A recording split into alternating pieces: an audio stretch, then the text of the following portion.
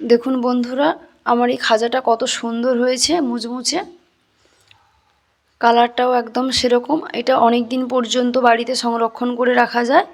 এটা চাইলেই আপনারা বাড়িতেই বানিয়ে নিতে পারবেন। নমস্কার বন্ধুরা, অথ্রিজা কিচেন অ্যান্ড ভিলেজ ফুড চ্যানেলে আপনাদের সবাইকে স্বাগত।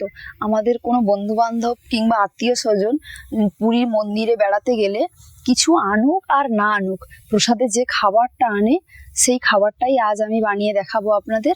পুরো ভিডিওটাই আপনারা দেখতে থাকুন, আশা করি পুরো ভিডিওটা আপনাদের খুবই ভালো লাগবে। আজ আমি বানাবো খাজা, আর সেই খাজাটা বানানোর জন্য আমি এখানে নিয়ে নিয়েছি 300 গ্রাম ময়দা। ময়দার সাথে নিয়ে নিয়েছি 2 চামচ সাদা তেল, স্বাদ মতো একটু লবণ দিয়ে আমি খুব ভালো করে ময়াম করে নেব। এখন মাখিয়ে নেব। দেখুন বন্ধুরা, আমার ময়দাটা সম্পূর্ণ মাখানো হয়ে গেছে। আমি সেটা কিভাবে বুঝবো? দেখুন, ময়দাটাকে হাতের মধ্যে যেভাবে করব সেভাবেই থেকে যাবে ময়দাটা। আর কত সুন্দর একদম ঝুরঝুরে হয়ে গেছে দেখুন ময়দাটা। আমি এখন ওই ময়দাটাতে পরিমাণ মতন একটু একটু করে জল দেব, দিয়ে মাখতে থাকবো।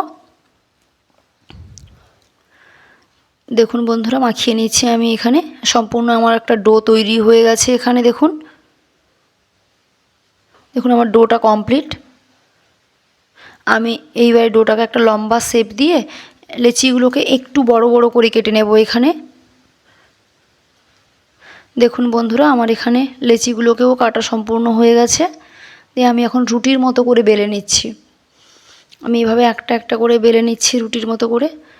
আমি এখানে 1 চামচ কর্নফ্লাওয়ারের সাথে 1 চামচ ঘির একটা ভালো পেস্ট করে নিয়েছি।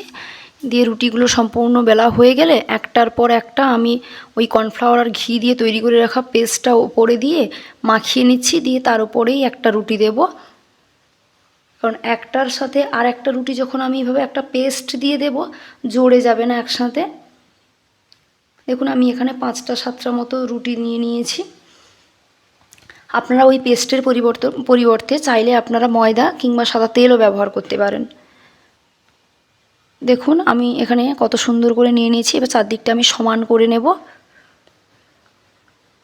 আমি একটা এবারে ভাঁজ করে নেব, রোল মতো ভাঁজ করে নেব। দেখুন সম্পূর্ণ ভাঁজ আমার তৈরি হয়ে গেছে। আমি এবারে খাজার মতো করে কেটে নিচ্ছি। ছুরি কিংবা চামচের পেছন দিয়ে কাটলেও হবে। দেখুন বন্ধুরা, আমার খাজাগুলোকে কত সুন্দর করে এবার কাটা হয়ে গেছে। আমি আগে থেকেই চিনির রসটা তৈরি করে রেখেছিলাম একটু গাঢ় করে। দেখুন বন্ধুরা, আমি এবার একটা কড়াইতে গরম করে সাদা তেল দিয়ে দিলাম। সাদা তেলটা হালকা আঁচে রাখবো, খুব বেশি গরম করব না। আমি এরপরে একটার পর একটা খাজা দিয়ে দেব। আঁচ আমাদেরকে মিডিয়াম রাখতে হবে, খুব বেশি রাখবো না, কারণ ওপরটা লাল হয়ে যাবে, ভেতরেরটা কাঁচা থেকে যাবে। দেখুন আমি এখানে এবারে কত সুন্দর এবারে লাল লাল করে ভেজে নেব।